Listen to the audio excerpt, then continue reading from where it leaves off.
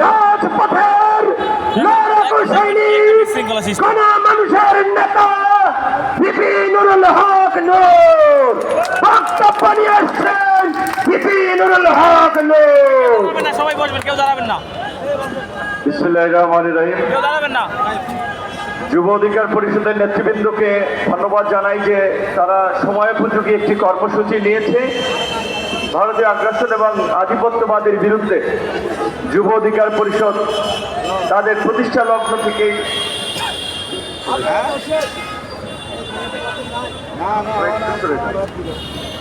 লগ্ন থেকেই সোচ্চার ছিল।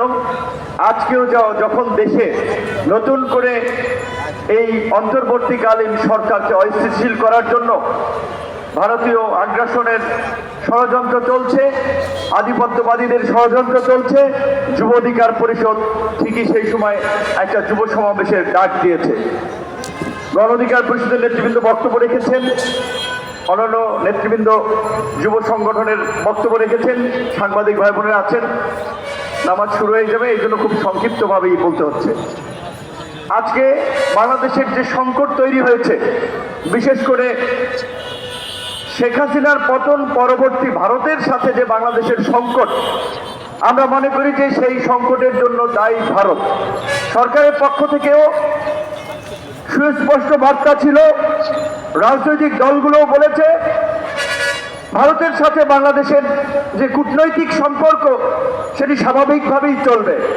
তবে আওয়ামী লীগকে যেভাবে তারা দাস দাসীর মতো ব্যবহার করেছে, এই অভ্যুত্থান পরবর্তী বাংলাদেশের সরকার কিংবা কোনো রাজনৈতিক দলকে সেভাবে দাস দাসীর মতো ব্যবহার করতে পারবে না।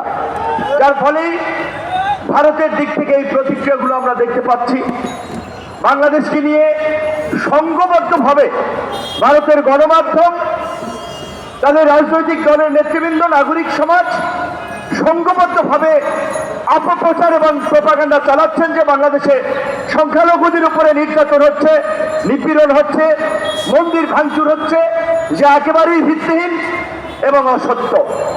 আমরা ভারত সহ সমস্ত বিদেশি গণমাধ্যমকে আমন্ত্রণ জানাবো, আপনারা বাংলাদেশে এসে বাংলাদেশের গ্রামগঞ্জে ঘুরে দেখুন কোথায় হিন্দুদের উপরে আক্রমণ হয়েছে, কোথায় মন্দিরে আক্রমণ হয়েছে। যেই দু একটি ঘটনা ঘটেছে এগুলো রাজনৈতিক ঘটনা। আওয়ামী লীগের আমলে হিন্দু হয়েও যারা মুসলমান কিংবা হিন্দুদের উপরে নির্যাতন নিপীড়ন চালিয়েছে, জনরোষে জনক্ষোভে আজকে তাদের নামে মামলা হচ্ছে, কোথাও বিচ্ছিন্ন হামলা মামলার ঘটনা ঘটছে। এটি কোনো সামগ্রিক ঘটনা না। কাজে আমরা ভারতের মিডিয়া সহ আন্তর্জাতিক গণমাধ্যমকে বলবো বিষয়টি সঠিকভাবে আপনারা তুলে ধরবেন। ভারতের বিক্রম মিস্ত্রি পররাষ্ট্র সচিব এখানে এসেছে, দেখেছেন ওই যে বলে খেলার নাম বাবাজি। আগে যারা আসতো পায়ের উপরে পা তুলে কথা বলতো, এখন দেখেছেন তো বাংলাদেশের পররাষ্ট্র সচিবের সাথে কথা বলে বিনয়ের সাথে মার্জিত ভাবে। কাজে আপনি যদি মাথা উঁচু করে দাঁড়ান, আপনার প্রতিপক্ষ সেভাবেই আপনাকে সম্মান করবে। এই পরিবর্তিত বাংলাদেশে আজকে সমস্ত রাজনৈতিক দলগুলো দাবি জানিয়েছে, গত 16 বছরে শেখ হাসিনার আমলে ভারতের সাথে যে সকল অন্যায্য এবং দেশ বিরোধী চুক্তি হয়েছে, সমস্ত চুক্তি জনসম্মুখে প্রকাশ করা। একই সাথে বাংলাদেশের মানুষের যে আকাঙ্ক্ষা সেটি ভারতকে জানিয়ে দেওয়া। ভারত যদি আমাদের সাথে সুসম্পর্ক রাখতে চায়, বন্ধুত্ব করতে চায়, সেই সম্পর্ক হবে দু দেশের মানুষের স্বার্থ সংশ্লিষ্ট বিষয়ে। আজকে বাংলাদেশ এবং ভারতের যে 54টি অভিন্ন নদী, সেই 54টি অভিন্ন নদীর পানি বাংলাদেশ পশ্চিমকালেও পায় নাই। কাজে আমরা এই অন্তর্বর্তীকালীন সরকারকে বলবো, প্রয়োজনে আন্তর্জাতিক আদালত থেকে শুরু করে জাতিসংঘের দ্বারস্থ হন, কিন্তু আমাদের 54 অভিন্ন নদীর ন্যায্য হিস্সা, তিস্তা চুক্তি আমাদেরকে বাস্তবায়ন করতে হবে। আমরা ইউনূস সরকারকে অনুরোধ জানাবো, ভারত যদি তিস্তা চুক্তিতে সায় না দেয়, প্রয়োজনে চীনকে নিয়ে আপনারা তিস্তা মহাপরিকল্পনা বাস্তবায়ন করেন।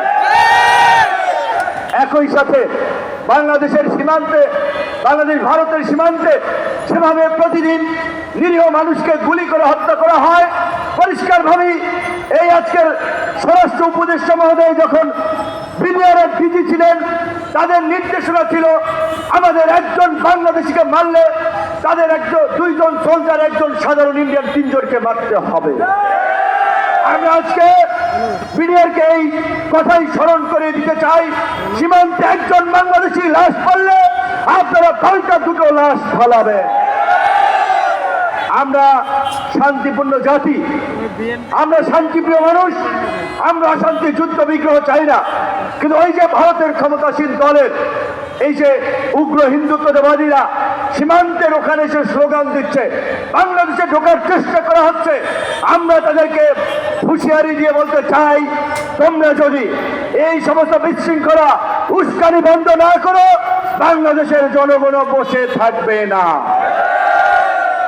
সরকার প্রশ্নে দুটো কথা বলে শেষ করতে চাই। অনেক আশা আকাঙ্ক্ষা নিয়ে এই সরকারের দিকে সমগ্র জাতি তাকিয়ে আছে, কিন্তু দুঃখজনক, দুর্ভাগ্য, সরকার জনগণের আশা আকাঙ্ক্ষা, মনের ভাষা বুঝতে পারছে না। জুলাই বিপ্লবে, ফ্যাসিস্ট শাসনের পতনে বাম ডান সমস্ত রাজনৈতিক দল, নাগরিক সমাজ, শিল্পী, সাহিত্যিক সকলের যে একটা জাতীয় ঐক্য তৈরি হয়েছিল, সকলের প্রত্যাশা ছিল এই বাংলাদেশকে পুনর্গঠন করার জন্য, হাসিনার পতন পরবর্তী নতুন বাংলাদেশ বিনির্মাণ করার জন্য আন্দোলনের অংশীজনদেরকে নিয়ে জাতীয় সরকার গঠন করা হবে, রাষ্ট্র সংস্কার করা হবে। কিন্তু দুঃখজনক, আমরা দেখলাম যাদেরকে আমরা সরকার গঠনের দায়িত্ব দিলাম, তারা তাদের সার্কেলের বন্ধু বান্ধব 4টা লোকজনকে নিয়ে এই সরকার গঠন করলেন, মানুষকে হতাশ করলেন, আন্দোলনকারী নেতৃবৃন্দ, রাজনৈতিক দল সকলকে আঘাত দিলেন, যার ফলে এখন রাজনৈতিক দলগুলো দ্রুত সময়ে নির্বাচন চাচ্ছে। এখন রাজনৈতিক দলগুলো সরকারের কর্মকাণ্ডে সন্দেহ সংশয় প্রকাশ করছে। যেখানে জুলাই বিপ্লবে কিংবা 5ই আগস্টের পরে 8ই আগস্ট পর্যন্ত যে আপনাদের প্রতি সর্বজনীন সর্বদলীয় সমর্থন ছিল, এখন কেন সেটিতে ভাটা পড়ছে? আমাদের একজন উপদেষ্টা বলেছেন, রাজনৈতিক দলগুলো সরকারকে ব্যর্থ প্রমাণ করতে চায়, তারা রাজনৈতিক দলগুলোই সংস্কার করতে চায়। আমরা তো বলেছিলাম যে আগে সংস্কার, পরে নির্বাচন। প্রয়োজনে যদি 2 বছর এই সরকারকে থাকতে হয়, 5 বছরে যদি এই সরকারকে থাকতে হয়, এই সরকার থাকবে, সেই সমর্থন আমরা দেব। কিন্তু যারা সরকারে গেছেন তাদের তো আউটলুকটা, দৃষ্টিভঙ্গিটা সার্বজনীন থাকতে হবে। তাদের দৃষ্টিভঙ্গি যদি নির্দিষ্ট কোনো রাজনৈতিক দল সংগঠনের প্রতি হয়, তাহলে তো আপনারা সবার সমর্থন পাবেন না। যে রাজনৈতিক দলগুলো আপনাদেরকে আনকন্ডিশনাল সমর্থন দিয়েছিল, কেন তারা এখন আপনাদের কর্মকাণ্ডে সন্দেহ সংশয় প্রকাশ করছে? সেই কারণ ফাইন্ড আউট করতে হবে। আমি এখনো অস্থির হতে চাই না, এখনো অধৈর্য হতে চাই না, আরো কিছুদিন ধৈর্য ধরতে চাই, আরো কিছুটা সময় দেখতে চাই। অনেক রক্ত ত্যাগের বিনিময়ে 53 বছরে একটিবার এই বাংলাদেশে গণ অভ্যুত্থান আমরা ঘটিয়েছি 2024 সালে। কাজে এই গণ অভ্যুত্থানের সরকারকে দিয়ে আমরা যদি এই ভারতীয় আগ্রাসন ঠেকাতে একটা শক্তিশালী পররাষ্ট্র নীতি গ্রহণ করতে না পারি, রাজনীতিতে সংস্কার না করতে পারি, নির্বাচন কমিশন, বিচার বিভাগ, মানবাধিকার কমিশনের মতো কিছু রাষ্ট্রীয় প্রতিষ্ঠান গড়ে তুলতে না পারি, সেটা আমাদের জন্য দুর্ভাগ্যের হবে। রাজনৈতিক দলগুলো অতীতে যারা ক্ষমতায় ছিল, তারা প্রত্যেকেই ক্ষমতাকে কুক্ষিগত করার জন্য রাষ্ট্রীয় সমস্ত প্রতিষ্ঠানকে দলীয়করণ করেছে, নিজের মতো করে গড়ার চেষ্টা করেছে, যার ফলে আজকে এই চরম সংকট দেশে তৈরি হয়েছে। কাজেই রাষ্ট্র সংস্কারের পাশাপাশি রাজনীতির সংস্কারও জরুরি, রাজনৈতিক দলগুলোর সংস্কারও জরুরি। রাজনৈতিক দলগুলোর মধ্যে যদি গণতান্ত্রিক মূল্যবোধ না থাকে, রাজনৈতিক দলগুলোর অভ্যন্তরে যদি গণতান্ত্রিক চর্চা না থাকে, একজন ব্যক্তি যদি আমৃত্য দলের সভাপতি চেয়ারম্যান থাকেন, তাহলে তো তার মধ্যে ক্ষমতার লোভ মোহ পেয়ে বসবেই। কাজেই রাজনৈতিক দলগুলোর মধ্যেও গণতান্ত্রিক মূল্যবোধের চর্চাকে প্রসারিত করতে হবে। রাজনৈতিক দলগুলো রাজনীতিরও সংস্কার প্রয়োজন আছে। এই সরকারকে দিয়ে যদি আমরা এই সংস্কারগুলো না করতে পারি, দ্রুত সময় নির্বাচন হলেই রাজনৈতিক দলগুলো এসে করবে না। রাজনৈতিক দলগুলোর চরিত্র আপনারা দেখেছেন, বুঝেছেন, জেনেছেন। কাজেই এই সরকারের প্রতি আমাদের ক্ষোভ আছে, রাগ আছে। প্রয়োজনে সরকারের বিরুদ্ধে আন্দোলন করব, আমাদের দাবি আদায়ে বাধ্য করব, কিন্তু এখনই এই সরকারকে ফেলে দিতে হবে, এই সরকারকে চলে দিতে হবে। এই লাইনে যাওয়া যাবে না। ধৈর্য ধরেন। এই সরকারের জনগণের বাইরে যাওয়ার সুযোগ নাই। জনগণের বাইরে গেলে, জনসমর্থনের বাইরে গেলে তারা এক সপ্তাহ টিকে থাকতে পারবে না। এটা তারা ভালো করেই বুঝে, এবং সরকারকে বুঝতে হবে কারা তাদেরকে নির্বাচনের জন্য চাপ দিচ্ছে আর কারা তাদেরকে সহায়তা করার জন্য প্রস্তুত আছে।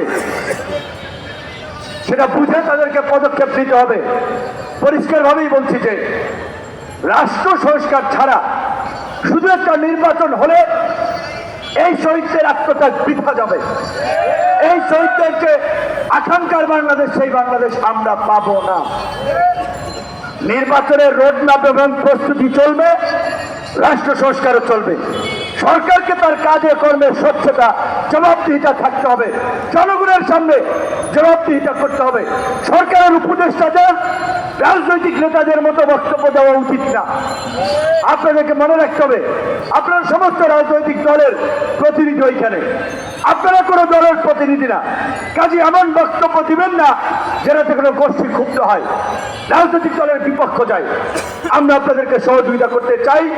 যুব অধিকার পরিষদ আজকে এই ভারতীয় আগ্রাসন এবং আধিপত্যবাদের বিরুদ্ধে এই যুব সমাবেশের মাধ্যমেও তারা আপনাদের প্রতি সমর্থন ব্যক্ত করেছে।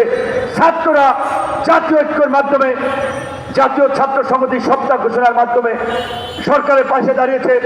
রাজনৈতিক দল জাতীয় সংগ্রাম হয়েছিল একটা ইস্যুতে, একটা ভারতীয় অপপ্রচার এবং প্রোপাগান্ডা, অন্য কোনো ইস্যুতে নয়। কাজী এই একটা ডায়লগ নিয়ে তুষ্ট থাকলে চলবে না। বিভিন্ন ইস্যুতে ডায়লগ করতে হবে, আলোচনা করতে হবে এবং সমাধানে পৌঁছাতে হবে। এটাই সরকারের প্রতি আমাদের আহ্বান। যুব অধিকার পরিষদের নেতৃবৃন্দকে ধন্যবাদ। আসসালামু আলাইকুম।